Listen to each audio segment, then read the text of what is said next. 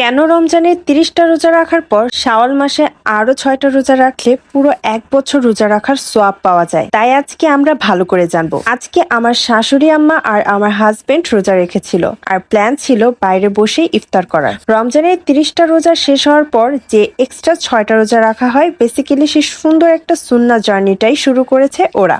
নবী মোহাম্মদ সাল্লাল্লাহু আলাইহি ওয়াসাল্লাম বলেছেন, যে ব্যক্তি রমজানের 30টা রোজা রাখার পর শাওয়াল মাসে আরো 6টা রোজা রাখে, সে যেন পুরো 1 বছর রোজা রাখার সোয়াব পায়। কারণটা এমন, ইসলামে একটি ভালো কাজের প্রতিদান 10 গুণ দেওয়া হয়।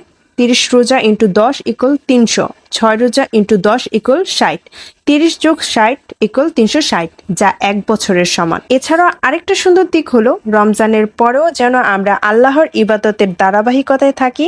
এই 6টা রোজা আমাদের সেই অভ্যাসটা ধরে রাখতে সাহায্য করে। এই রোজাগুলো ফরজ না, কিন্তু রাখলে অসাধারণ সোয়াব আর আল্লাহর কাছে প্রিয় হওয়ার সুযোগ পাওয়া যায়।